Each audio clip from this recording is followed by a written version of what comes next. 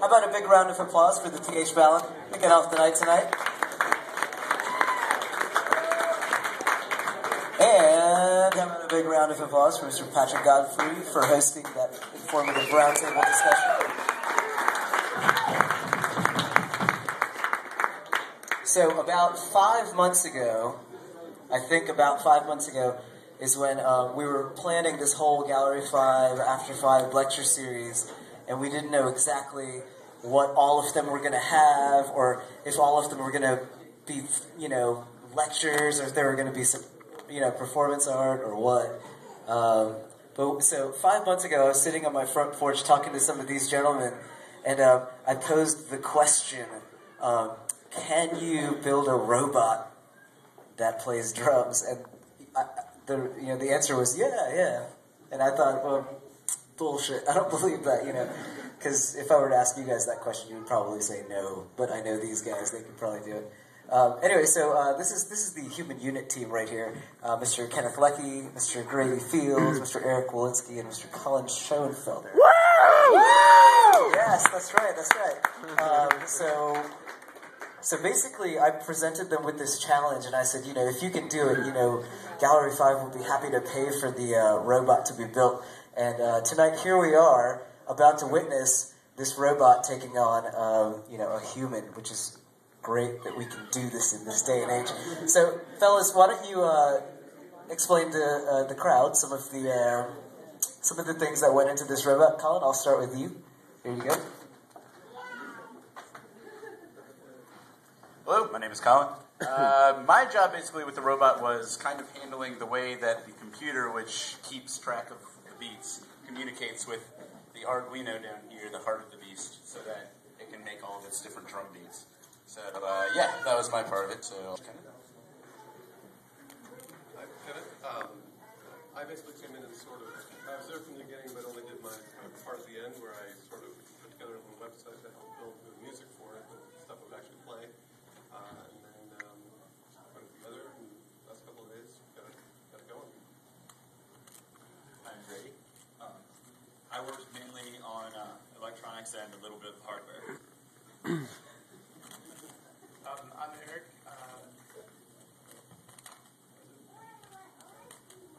They have mastered the robot, but not the microphone. I see. Okay. So I'm Eric. I did parts and research for sourcing parts of the robot. So now that you guys know a little bit about what went into the robot, we'd also like for you to meet the human challenger here. This is Kevin Willoughby. Whereas I guess this robot was created in the inception phases were about 5 months ago. Kevin's were a little longer, and he was created. The programmers that designed him were Ken and Mary Willoughby, who are not here tonight, are they? They're not here tonight. They couldn't make it. Okay, but so drum programming for Kevin began Christmas 1994, and he programs himself and.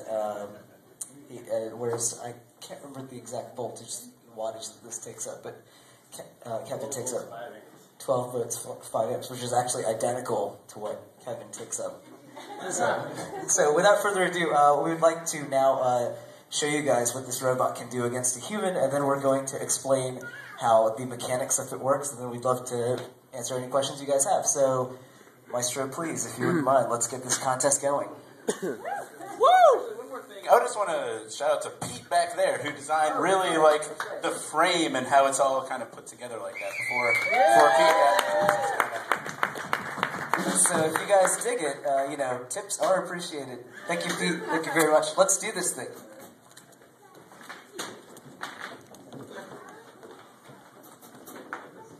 5 months ago.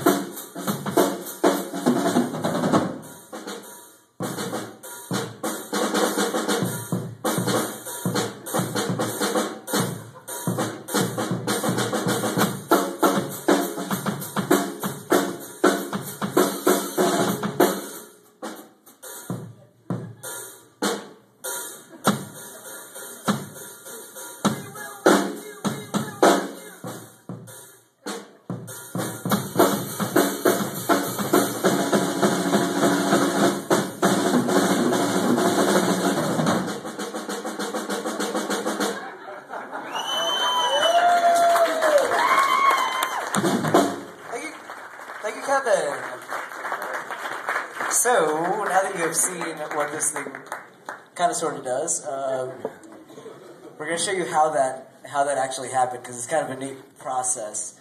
It's one thing that was failed to mention earlier, just for the sake of amazing everyone later. The mechanics of this robot were built almost solely using used HP printers that were purchased at thrift stores. And so, Colin, would you like to explain some of this? So I guess, all right. So I mean, we source parts out of HP printers, and we sort of, and our initial research began with trying to bridge the gap between something you take out of a printer that's scrap that you can buy between $20 and $3, and then turn it into a viable drum playing robot. So that was, I think, one of the first components of the whole process was getting that to interface correctly using a combination of circuitry and spell grease. And then beyond that, once we the first step was, I guess, taking apart the printers and realizing that we can use these little paper rollers right here and attach a drumstick to it and actually make it drum. But then beyond that, the next step was actually making them go. So for that, we have this little microcontroller down here called an Arduino that is capable of controlling circuitry through programming from a computer. And so doing things like that Arduino handles all of the individual hits. So the timings going from, okay, well, start, go for 125 milliseconds, I believe, is the amount of time that it goes down. Then wait for 25 milliseconds, then go back up for another 100 milliseconds, and then keep track of the time for all four of those things. And then it gets its controllers to make the actual beat from the programming that's going on the computer, which is all doing processing. So the computer sends a message to the Arduino to send or to make a snare hit, and this Arduino keeps track of all the times for making the snare hit and making the hi-hat and doing the bass drum and everything like that. So that's how that works. And then I guess.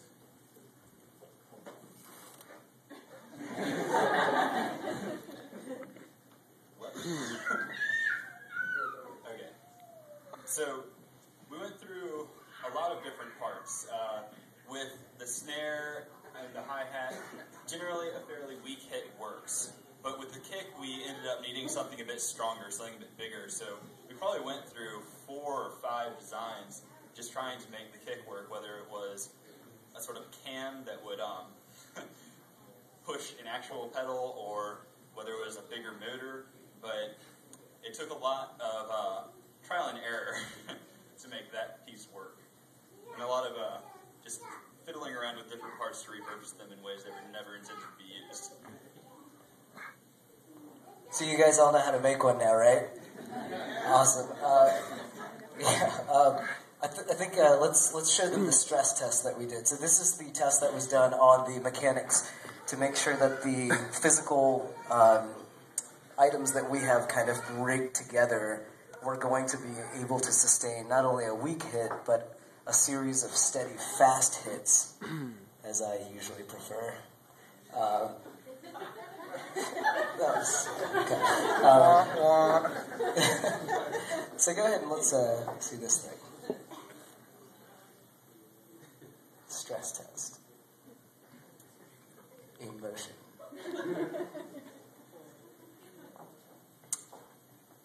Still stressed. Any day, Colin. Worked in the living room. I personally thought it was cool that they did this. I thought this was awesome. He plays drums. It's made out of printer parts. This is amazing.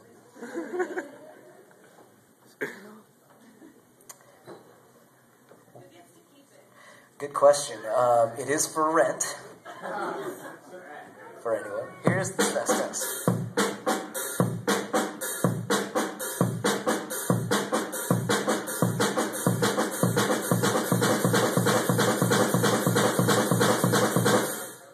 So as you can see, it can play pretty fast, if need be. At this point, I guess, Kevin, no one wants to hear it, man. Seriously. The only real component that I brought to the robot was to give it the future artist logo, because if we intentionally or unintentionally back away from being involved with what's happening. Funding for things like teaching kids how to play music disappears. And though this robot is very impressive, gentlemen, it does not compare to a real drummer, and that's becoming a lost art. So make sure you stay involved with what's happening in your local area and make sure that this doesn't become the future of music. But it's great that it is the right now of Gallery 5. At this point, I'd love to open up the floor to any questions that you guys have for any of us. Anybody? A real drummer doesn't have a sweet heart. Actually, Kevin does. Could you show us the heart, please?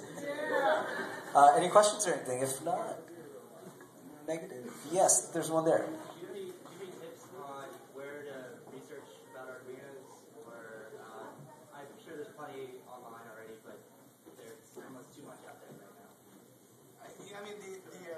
The Arduino main site, which is arduino.cc, is a great place to start looking at the libraries and things. A lot of times also, especially for this, it came down to power handling. So a lot of the Arduino is really easy to get into, and actually helps you kind of crack open those old parts. But I would recommend looking at H bridges, and I guess one of our eureka moments came with the realization that you can take an AC power adapter that's rated for a laptop and take its current and turn its current into a current voltage rating. And if you had your specs for your parts, you can then just subvert it for something else, whatever. Yeah, and you know your voltage and current rating, and that's yours to play with.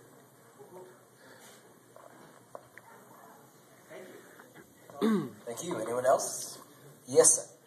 All right, now Colin, I know that you have not been very experienced with circuits and electrical engineering.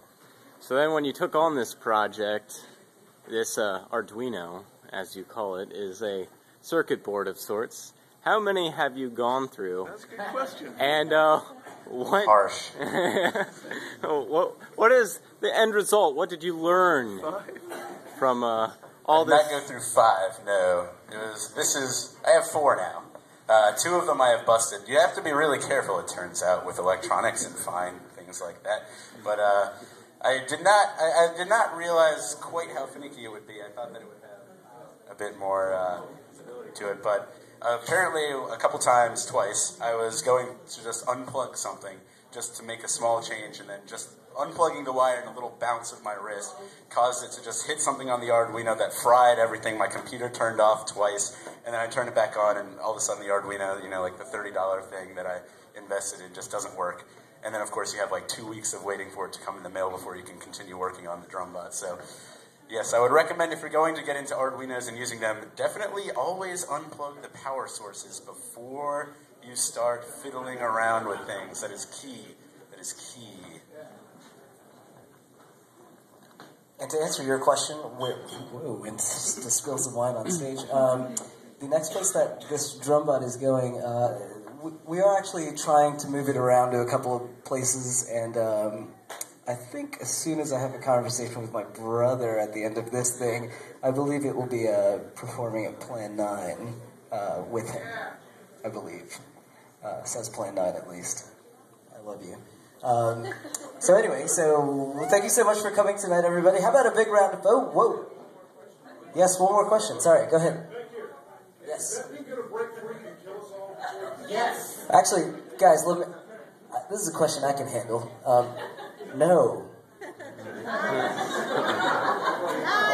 It's a robot. Yes, we have to program it in, and we're going to need 2 Arduinos to do that. There's another one backstage, so get running. Well, thank you so much for coming tonight. Oh, we have one more. Yes. Does each hit of each part of the drum have dynamics programmed in it? So, like one hit of the snare could be louder or softer than the next hit, or No, they're all just each hit is the same. No, it's not velocity sensitive. It could be if we spent longer and improved it, but as is, it's just a discrete either hit or no hit. To add a little bit to that, one of the problems that you have when you're using rudimentary parts like this that you're taking away from printers is, so we have like the limitation of this is just a DC motor, and so it has no way of knowing where it is. So if you want to actually be able to keep time and go in for a song, like you have to know, okay, so it's at the top right now, so one hit is going to do that. If you try and vary that up, then you're not going to be able to keep any time because you can't tell where you are. So if it's sitting right here or right here or right here, but if you don't know exactly where it is at all times, then it's completely screwed up. So that's one of the limitations of using the printer parts that we would hope to develop. Yeah, and like the other part to that too is, in order to get enough power to actually make it sound at least halfway decent, you know, that transit time has to be great enough where, you know, that is a physical limitation to how much it has to travel in that time to gain momentum to make a sizable drum hit. So that's the other physical limitation. Anyone else? Yes. Again. How many patterns have you programmed? Pretty much just what you heard, plus some other testing stuff. It's just sounds like a mess of notes. With the website, though. Yeah, basically what I did with this was build a tool so we could build more beats in and sort of evolve the music as we figured out what it could actually play. So you wanted to hear it again? Also, one thing that we have to mention before we start this thing up is Kenneth actually was the reason that the website had to be built. Thank you, because Kenneth actually lives not in Richmond. Yeah, that's right. So he had a 2-hour commute for this thing, and thank you for your help. And hey, how about a round of applause for the Human Unit team? We'll see this thing happen one more time in front of your very eyes. Please feel free to come up on stage and look at it closely if you guys want. You know, feel free to stick around. We got plenty of drinks. We got plenty of snacks. Thank you so much for coming, as always. Thank you for the support, and we'll be doing this again next month with Mr. Tom Silvestri, the president of the Richmond Times-Dispatch. So see you guys next month. Have a great night. Be safe. Colin, take it away. I can ask you a question.